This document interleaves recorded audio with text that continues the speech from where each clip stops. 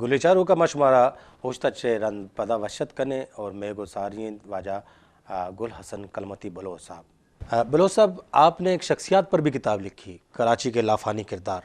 اس میں آپ نے بلوچ کے کردار کو کیسے اجاگر کیا؟ اس کے بارے میں بتا دوں کہ کراچی کا لافانی کردار والیوم 1 ہے، 5 والیوم ہے، ٹھیک، 5 والیوم ہے اس کتاب کے. اور اس والیوم میں ایک بلوچ تھا قادو مکرانی، جس پہ فلم بنی تھی جاگ اٹھا انسان. کسی دور میں محمد علی نے اس کردار ادا کیا تھا، جو جس پہ پابندی بھی لگ گئی تھی یہاں پر جو ہے نا. پھر وہ چلی اور بہت اچھی فلم چلی تھی. وہ میں اس کو کہتا ہوں وہ رابن ہوڈ، جو مشرق کا رابن ہوڈ تھا، کچھ کے رہنے والا تھا، پھر کراچی میں آیا، جہاں کراچی کے سینٹرل جیل میں اس کو پھانسی دی گئی تھی، اور میوا شاہ میں دفن ہے.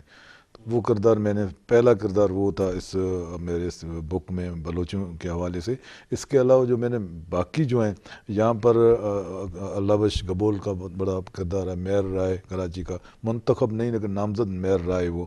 اس کے علاوہ مولوی محمد عثمان بلوچ ہیں، اس کا کردار ہے یہاں پر، اس پہ میں نے لکھا ہے، لیکن والیوم 2 میں وہ ساری چیزیں ہیں. اس کے علاوہ مستی خان فیملی کا بہت بڑا یہاں کردار ہے. ان کے خاندان میں ایک بہت بڑا کرکٹر تھا اس دور میں. پھر ریلوے میں ہوروں کے جو دہشت گردی تھی اس میں وہ شہید ہوتے ہیں. تو اس طرح بلوچوں کا بہت بڑا کردار تھا. اور یہ ایک بات میں بتاتا چلوں کہ لیاری مرکز تھا ہمارے اس پورے مومنٹ کا، بلوچی مومنٹ ہو یا سندھی مومنٹ ہو. پہلا بلوچ جو پارٹی بنی تھی وہ لیاری میں بنی تھی 1929 میں، بلوچ لیگ، جو بزنجو نے سب نے اس نے سیاست شروع کی. یہ ایک تاریخی حقیقت ہے کہ یہ سارے کردار ہیں. 1933 میں پہلا بلوچی ڈرامہ نیک پروین کا ترجمہ تھا، شہناز، وہ بلوچوں نے پیش کیا تھا. یہاں پر عبدالصمد سربازی کا کردار رہا ہے، یا نسیم تلوی کا بیر بخش جو ہیں ان کا کردار رہا ہے. تو یہ بہت سارے کردار ہیں کراچی کے، جو میرے اس 6 جو والیوم ہیں ان میں یہ سارے کردار شامل ہیں اس کتاب میں.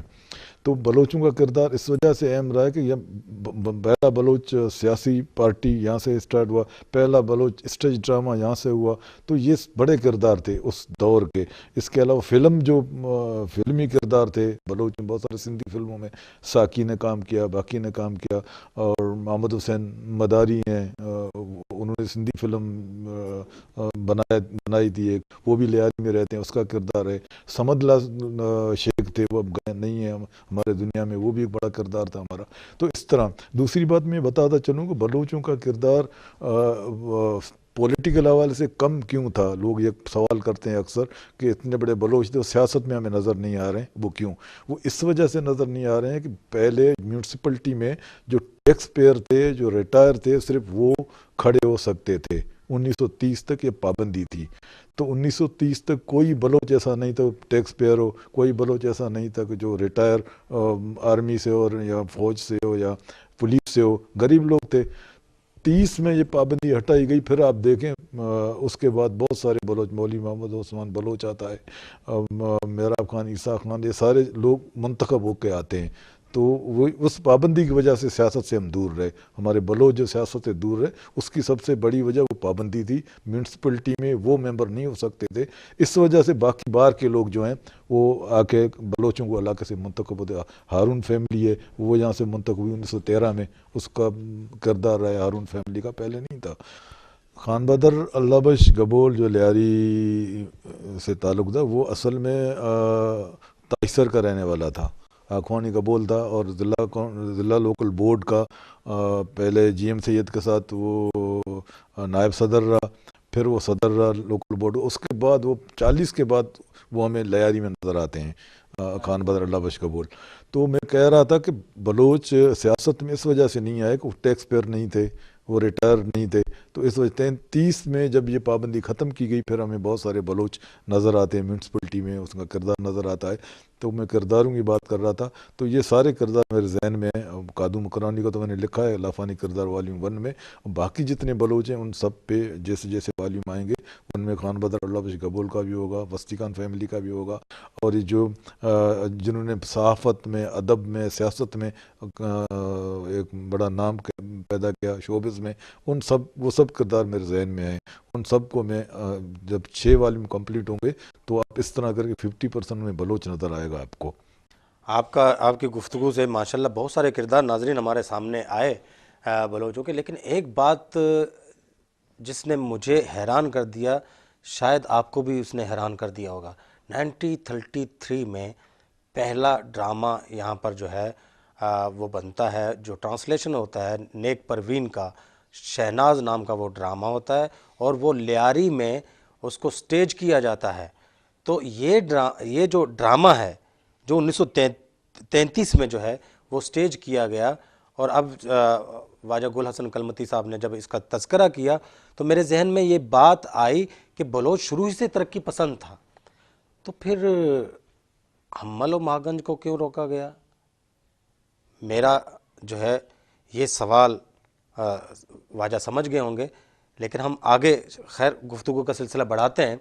آپ نے ذکر کیا کہ آپ نے شوبز رپورٹنگ بھی کی، اور آپ شروع ہی سے فلموں کے بارے میں جاننا، فلموں کے بارے میں لکھنا آپ کا شوق رہا ہے، تو پھر کراچی کی جو سینمے کی تاریخ ہے اس سے بھی جو ہے نا وہ آپ بخوبی واقف ہوں گے، اور ہمارے ناظرین کو بتانا چاہیں گے کہ کراچی کی سینما کی تاریخ کیا رہی۔ کراچی میں سینما جو تھا پہلے انگریز دور میں، اس سے پہلے ٹالپور دور میں ہمیں یہ چیزیں نظر نہیں آتی۔ جب انگریز آتا ہے تو بمبئی سے یہ ساری چیزیں، وہاں سے اسٹیج ڈرامے آتے ہیں، یہاں پر پارسی ہندو آگے ہوتے ہیں، بہت تین بڑے تھیٹریکل گروپ جو تھے یہاں کراچی میں۔ پھر جب پہلی پکچر ہاؤس بنی، پہلی سینما جو بندر روڈ پہ، پھر وہ ختم ہو گئی، پکچر ہاؤس پہلی سینما تھی، پھر وہ ریٹرز، اسی طرح بہت سارے 47 تک ہم دیکھتے ہیں تو بہت سارے سینما ہمیں نظر آتے ہیں یہاں پر۔ تو اس وقت صرف 3 سینما جو بھی آپ یہ سمجھے کہ لیاری کے علاقے میں لی مارکیٹ میں 3 سینما اس دور کے ابھی تک ہیں۔ ایک کمار سینما جو نپیر روڈ پر ہے، اور راکسی ہے، اس کے علاوہ نگار بند ہے، ان دونوں میں فلمیں ابھی چل رہی ہیں۔ اس دور میں یہ سینما یہاں پر تھے۔ اور دوسری بات ہے، آپ دیکھیں جتنے بھی آپ ہندوستان میں جو سندھی یہاں سے گئے، ان سب کا تعلق یہاں کراچی کے فلم سے تھا۔ یہ شودا ثانی فیملی ہے جس میں کرینہ کرشمہ ہے، آفتاب شودا ثانی ہے، یہ ہری موٹوانی جو کرینہ کے نانا تھے، وہ جہاں کراچی میں تھے، جہاں فلموں میں کام کرتے تھے، انڈیا میں گئے 84 فلموں وہاں اس نے کام کیا۔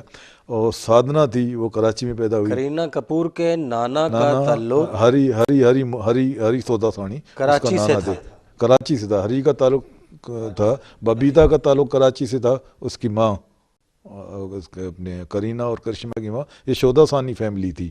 آفتاب شودا ثانی اب بھی ہیرو ہے، آواں پر اس فیملی سے۔ تو سادھنا تھی، وہ کراچی میں پیدا ہوئی، 7 سال کی تو ہجرت کر کے یہاں سے چلے گئے۔ تو یہ سارے کردار جو ہیں کراچی کے تھے۔ کراچی میں ظاہر ہے اس وقت یہ تھے، تو اس وقت اب ہمیں کھوج لگانا پڑے گا، ریسرچ کرنی پڑے گی کہ اس وقت بلوچ بھی ان کے ساتھ ظاہر ہوں گے، بہت سارے جب وہ 1933 میں ڈرامہ کرتے ہیں تو وہ فلم کے ساتھ جڑے ہوں گے۔ تو اس پہ ریسرچ کی ضرورت ہے، کیونکہ تاریخ کے پنے میں ہم غائب ہیں۔ اس پنے کو ہمیں ظاہر کرنا ہے، تاریخ و صفحے کو ظاہر کرنا ہے، جہاں شوبز میں بلوچوں نے کردار کے، سینما میں، اور سینما کا تعلق بلوچ سے جڑا ہوا ہے۔ یہاں میں تھوڑا سا جو ہے نا وہ مداخلت تھوڑی سی کروں گا معذرت کے ساتھ۔ بمبئی کے اندر ناظرین اب بھی جو بمبئی کی جو شوبز انڈسٹری ہے اس کے اندر بلوچوں کا کردار بہت واضح ہے۔ وہاں کے جتنے بھی بڑے بڑے میک اپ مین ہیں، یا جتنے بھی جو کاسٹیومز یعنی ٹیلرز ہیں یا فیشن ڈیزائنرز ہیں، زیادہ تر آپ کو بلوچ نظر آئیں گے، اور ڈی او پی بھی بلوچ وہاں پر موجود ہیں بمبئی ایسٹ کے اندر۔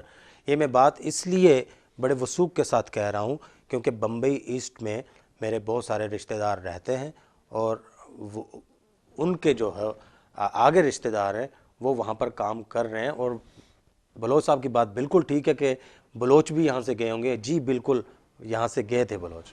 ہاں، میں بات کر رہا تھا، پہلی جو سندھی فلم بنی تھی ایکتا، پہلی سندھی فلم ایکتا بنی تھی، وہ بھی کریم بخش نظامانی AR بلوچ کے نام پہ ہیرو تھا، وہ فلم ساز تھا، اس نے بنائی۔ وہ تاج محل میں وہ اس کو جو نمائش کے لیے پیش کیا گیا تھا، پہلی سندھی فلم ایکتا، وہ بھی ایک بلوچ نے بنائی تھی۔ وہ AR بلوچ کے نام سے وہ ہیرو بھی تھا اور فلم ساز بھی وہ تھا۔ وہ فلم اس نے بنائی تھی، جو تاج محل سنیما اب نہیں ہے، ریڈیو پاکستان کے سامنے جو ختم ہو گئی تھی، وہ فلم ایکتا جو بنی تھی سندھی کی پہلی فلم، وہ بھی نمائش کراچی میں ہوتی اس کی۔ تو وہ آپ بات کر رہے تھے حمل ماگنج کے حوالے سے، یہ کوئی کلچر کا مسئلہ نہیں تھا، یہ اب خود وہ اعتراف کرتے ہیں کہ یہ سیاسی مسئلہ تھا. جن لوگوں نے اس فلم کو چلنے نہیں دیا وہ خود اعتراف کرتے ہیں کہ یہ سیاسی مسئلہ تھا اور اس وجہ سے ہم نے اس کو چلنے نہیں دیا. تو اب مجھے امید ہے کہ اس کو چلنی چاہیے. بلوچ برائنڈ مائنڈ ہونی چاہیے، سیاست سے الگ ہو کر ہمیں اس طرف آنا چاہیے، کیونکہ ایک بہت بڑا میڈیا ہے جس کے ذریعے ہم اپنی بات دنیا تک پہنچا سکتے ہیں. اس میڈیا میں ہم نہیں ہیں، بہت دیر سے وقت آیا ہے.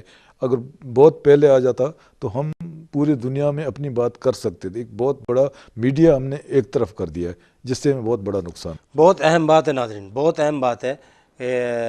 خواجہ گل حسن کلمتی بلوچ صاحب کہہ رہے ہیں کہ حمل مہاگن کا چلنا بڑا ضروری تھا، اور پھر یہ بھی کہہ رہے ہیں کہ وش پہلے آ جاتا تو تبدیلی اور زیادہ ہوتی.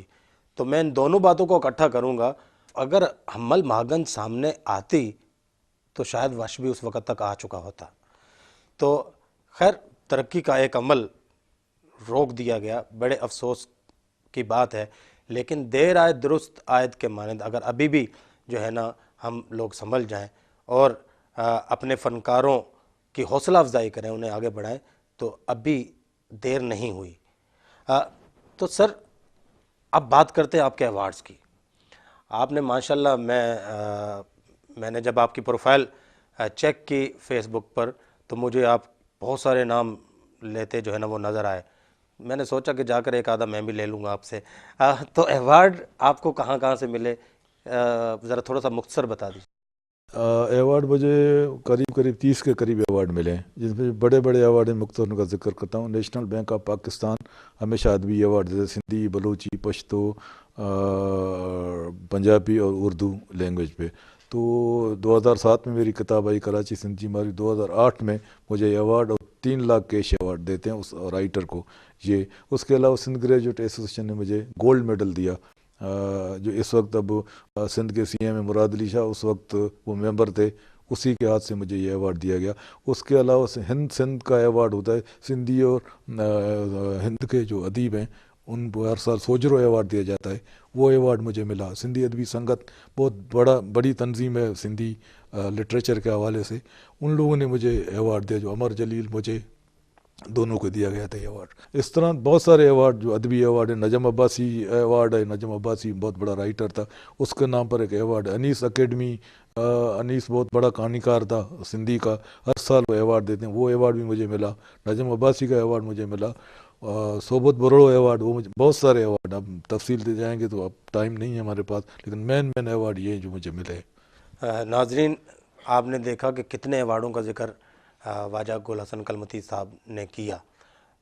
تو ہم نے ان کی گفتگو کے دوران یہ جانا کہ سندھی میں انہوں نے ایم اے اس لیے کیا تھا کیونکہ ان کو سندھی نہیں آتی تھی، لیکن جب ایم اے کیا تو سندھی ایسی آئی کہ پھر ایوارڈ کے ایوارڈ اکٹھے کرنا شروع کر دیے. یعنی اگر آپ کے اندر ول ہو، آپ کے اندر ڈٹرمنیشن ہو، آپ کا مقصد سچا ہو اور اخلاص ہو، تو آپ کچھ بھی کر سکتے ہیں، کچھ بھی. اور ویسے بھی اللہ تعالیٰ نے بلوچ کی جو ہے طبیعت اور فطرت میں ایک ایسی لچک دی ہے کہ کسی بھی علاقے میں وہ رہتا ہے، کوئی بھی زبان بولتا ہے تو وہ اس کو ان زبان کے مالکوں سے زیادہ اچھا بولنا شروع کر دیتا ہے. تو ہمیں بڑی خوشی ہوتی ہے جب ہم اپنی ان شخصیات کو دیکھتے ہیں کہ انہوں نے دیگر زبانوں کی بھی خدمت کی، اپنی زبان کی تو کی دیگر زبانوں کی بھی کی. ہم پروگرام کے ذرا بس آخر کی طرف جا رہے ہیں، اور میں خواجہ گل حسن کلمتی بلوچ صاحب سے یہ گزارش کروں گا کہ ہمارے نوجوانوں کو کوئی ایسا پیغام دیں کہ ان کے اندر عمل کی روح جو ہے نا وہ آپ پھونک دیں. ہم اگر تعلیم کی طرف رجحان نہیں ہے ہمارے نوجوانوں کا، یہ دنیا بہت تیزی کے ساتھ آگے بڑھ رہی ہے، اب ہم ڈیجیٹل ایج میں آ گئے ہیں، لیکن ہم اپنے نوجوانوں کو دیکھتے ہیں وہ اس بحث میں مجھے کہیں نظر نہیں آتے ہیں. لیاری کی حالت آپ دیکھیں بہت زیادہ خراب ہو گئی. اس دور میں بھی ہم لیاری میں جاتے تھے, اب پروگرام کرتے تھے, اور لیاری پر میں نے پورا ایک چیپٹر ہے اپنی کتاب کراچی زندگی ماروی میں, تو اس پر مجھے امن ایوارڈ دیا گیا تھا. کراچی میں ہم نے امن کے لیے کام کیا, کراچی میں لائبریریوں کے حوالے سے ہم نے کام کیا. تو نوجوانوں کو چاہیے ان کو آگے آنا ہے, کیونکہ جب تک ہم دنیا کے ساتھ جڑیں گے نہیں, اس وقت ہم کتنے کہیں کہ ہم بلوچ بہادر تھے, ہم بلوچ یہ کرتے تھے, ماضی ہمارا شاندار تھا, کوئی نہیں دیکھے گا اس کو. اب مستقبل کی فکر کریں, مستقبل میں ہمیں اس جگہ, اس دنیا میں اپنی جگہ بنانی ہے. اس کے لیے تعلیم بہت ضروری ہے. ہم اپنے خواتین کو, اپنے بچوں کو تعلیم دیں, ان کو آگے لے آئیں. جب تک اس طرح نہیں کریں, اب دیکھو ہمارے ساتھ ساتھ جو ہم سندھ میں رہتے ہیں, سندھ کے لوگ اتنا آگے نکل گئے ہیں ہم سے, ہم بہت پیچھے ہیں ان سے. اگر ہم موازنہ کریں باقی جتنے بھی یہاں قومیتیں ہیں ان سب سے ہم پیچھے ہیں. اس کی سب سے بڑی وجہ ہے تعلیم میں ہم بہت پیچھے ہیں. اس کے لیے ہمیں ٹیکنیکل جو تعلیم ہے اس پہ آگے آنا ہے. اس وقت بہت سارے سہولتیں, ہم جب پڑھتے تھے, ہم جب آتے تھے, پیلے اسکول تھے, انہوں سے نکل کے ہم یہاں تک پہنچے, ہم کر سکتے تھے. ان کے لیے اب انٹرنیٹ ہے, پوری دنیا ایک سمٹ کر ایک چھوٹے سے موبائل فون پہ آ گئی, اسمارٹ فون میں آ گئی.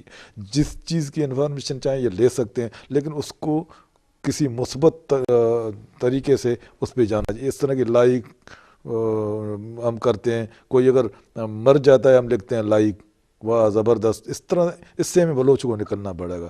بلوچ کو ٹیکنیکل فیلڈ, اب گوادر اتنا بڑا پروجیکٹ ہے, ہمیں بہت زیادہ الزام یہ دیا جاتا ہے کہ ٹیکنیکل لوگ نہیں ہیں آپ کے پاس, آپ چوکیداری کریں, یہ کریں, وہ کریں, بہت کم, نہ ہونے کے برابر. تو یہ ایک ہمارے لیے شرمندگی کی بات ہے کہ اب جب باہر کے لوگ یہ کہیں کہ آپ کے پاس ٹیکنیکل لوگ نہیں ہیں, ہمیں آگے آنا ہے. چند ٹیکنیکل لوگ ہیں, ان کی وجہ سے ہم فخر کریں, اس طرح کی بات نہیں ہے. ہمیں آگے آنا پڑے گا ان ایجوکیشن. اور دوسری بات, میں اپنے جو بلوچ جن کے پاس ہے, خدا نے دیا ہے, وہ انسٹیٹیوٹ قائم کریں. مجھے کوئی بھی انسٹیٹیوٹ بلوچ کا یہاں نظر نہیں آتا ہے. آپ پارٹیشن میں دیکھیں, ہندوؤں نے, پارسیوں نے, سندھیوں نے بہت بڑے بڑے انسٹیٹیوٹ ہیں, سندھ مدرسہ, این جے وے, اس طرح کے ادارے نظر آئیں. بلوچوں کے پاس پیسے تھے, خان مادر اللہ بخش کے پاس اتنا پیسہ تھا, باقی فیملیوں کا اتنے پیسے تھے, کوئی انسٹیٹیوٹ قائم نہیں کیا. ان کو چاہیے وہ آگے آئیں, پرائیویٹ انسٹیٹیوٹ بنائیں اپنے لوگوں کے لیے. اس طرح کریں گے تو ہم جڑ جائیں گے دنیا کے ساتھ, نہیں کریں گے دنیا کے ساتھ نہیں جڑیں گے. یہ میرا پیغام ہے نوجوانوں کے لیے اور ان لوگوں کے لیے جو اپنے آپ کو بلوچ کہتے ہیں. ان کے پاس خدا نے سب کچھ دیا ہے, سرمایہ دار ہیں, تاجر ہیں, ان کو بھی آگے آنا پڑے گا. اس طرح کے ادارے قائم کرنے پڑیں گے اپنے نوجوانوں کے لیے. درد دل کھول کے رکھ دیا آپ کے سامنے, ہر بات بتا دی, یہ بھی بتا دی کہ ہم کیوں پیچھے ہیں, اور یہ بھی بتا دیا کہ ہم اتنے بھی پیچھے نہیں تھے, اور یہ بھی بتا دیا کہ ہم آگے کیسے ہو سکتے ہیں. یعنی پروفیشنل ایجوکیشن جو ہے وہ آپ کو حاصل کرنی پڑے گی. تعلیم, تعلیم, بس تعلیم. اور ہمارے جو درد دل رکھنے والے اہل ثروت بلوچوں کو آگے آنا پڑے گا, انہیں تعلیمی ادارے قائم کرنے پڑیں گے, اور نوجوانوں کو جو ہے وہ ایک سمت دینی پڑے گی. اور نوجوانوں کو یہ بھی بتا دیا کہ دیکھو فیس بک پہ لائک چھوڑیں, بلکہ اس کا پازیٹیو استعمال کریں, مثبت استعمال کریں. چاقو سے گلا بھی کاٹا جا سکتا ہے, اور چاقو سے سبزیاں بھی کاٹی جا سکتی ہیں. چاقو کا استعمال جو ہے وہ اگر مثبت ہے تو پھر چاقو ٹھیک ہے. انٹرنیٹ کا مثبت استعمال, آئی ٹی کی جو ہے وہ تعلیم حاصل کر کے آگے بڑھیں, پروفیشنل تعلیم حاصل کر کے آگے بڑھیں, ٹیکنیکل ایجوکیشن سے آگے بڑھیں. تو نوجوان جتنے بھی جو ہے وہ اس پروگرام کو دیکھ رہے ہیں, مجھے امید ہے کہ آج ان کا دامن بھر چکا ہوگا, کیونکہ نصیحتوں کے اتنے گہر جو ہے وہ تقسیم ہوئے اس انٹرویو میں کہ جس کی کوئی مثال نہیں ہے. گلے چاروں کا میں وعد خلاص بو, ہمارا اجازت بھی دیے, اللہ باہو.